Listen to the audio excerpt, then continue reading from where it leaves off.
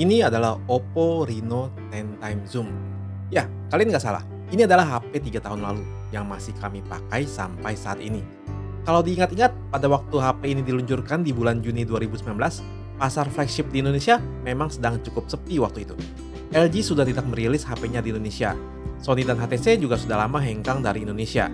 Jadi pemain HP di atas 10 juta paling hanya Apple, Samsung, dan Huawei yang sayangnya juga baru kena masalah, yaitu di-ban oleh Amerika.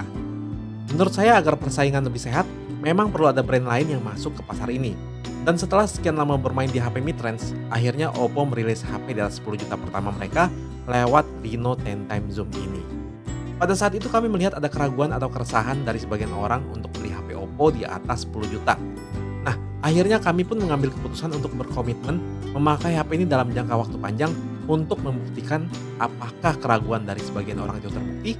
Jadi, ini dia pengalaman kami menggunakan HP Oppo selama 3 tahun.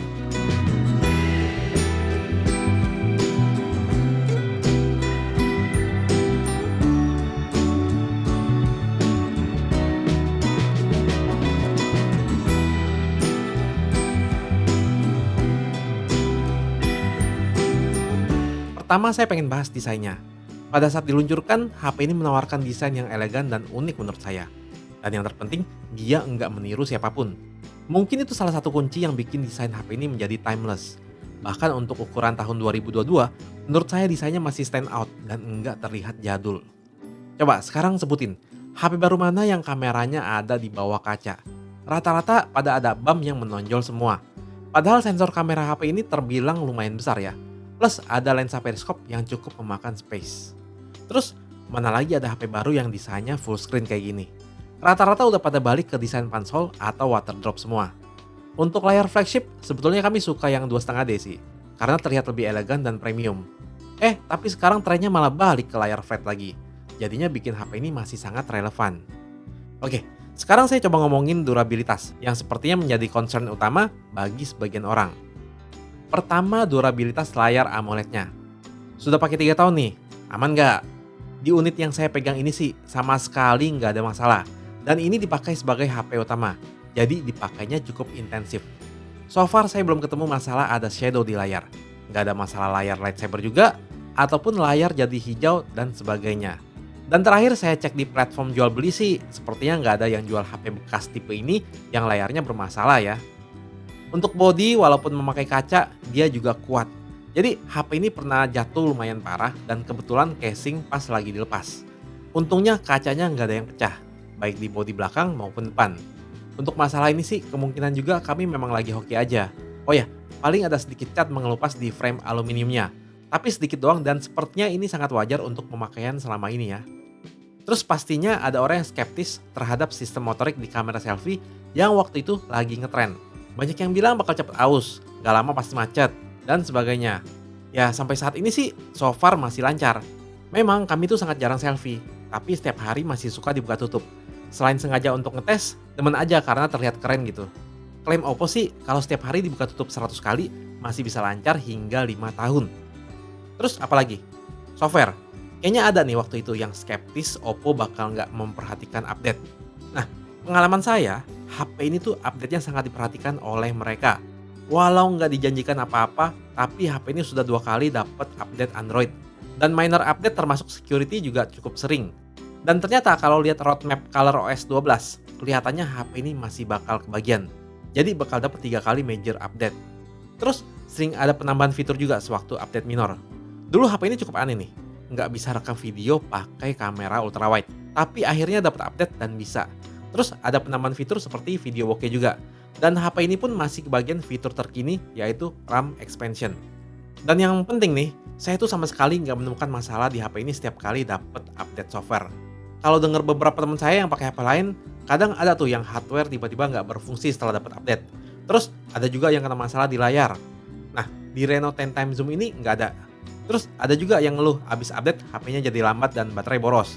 Kalau di HP ini malah sewaktu update kerasa lebih optimal. ColorOS-nya kerasa lebih ringan. Sempet di update keberapa animasinya malah jadi smooth. Dan saya merasa ColorOS-nya enak banget sih. Dan jujur, kami termasuk sudah nyaman juga dengan ColorOS. Kami tuh dulu pernah pakai satu HP dengan chipset yang sama, yang UI-nya mendekati pure Android, tapi kadang masih suka nge-freeze seminggu sekali. Di HP ini lancar banget. Aplikasi yang saya install pun sangat banyak, dan berpindah-pindah aplikasi masih terasa lancar dan nyaman untuk ukuran sekarang. Oh ya, untuk layar yang masih 60 Hz, apakah masih relevan untuk tahun ini yang refresh rate-nya udah pada tinggi?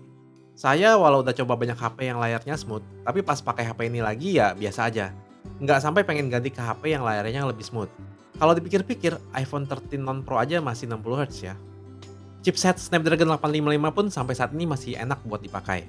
Bahkan sebetulnya chipset Snapdragon 860 yang terbilang baru itu basically adalah 855 Plus yang sedikit dikencengin ya.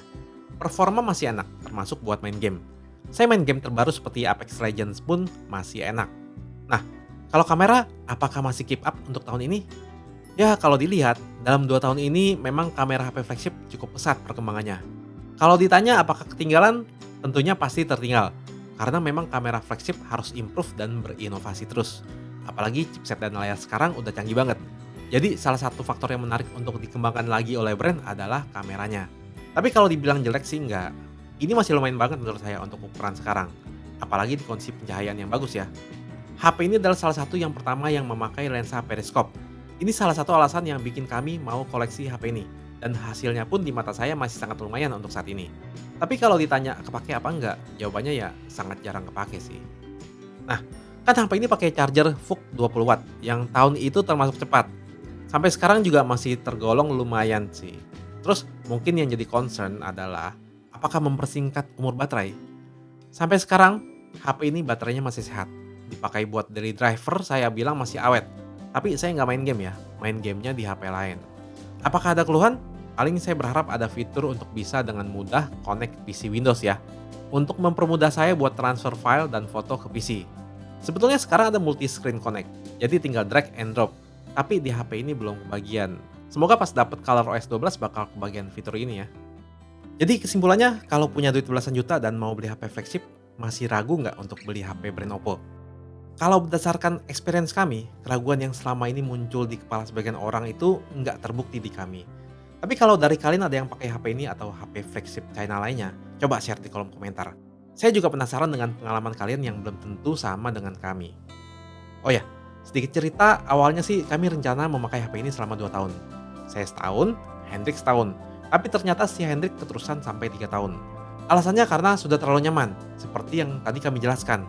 Padahal dari tahun lalu udah saya sodorin Find X2 Pro juga. Rasanya sekarang udah waktunya buat dia untuk ganti HP dan memang lagi coba mencari HP apa yang menarik buat dites untuk jangka waktu panjang lagi.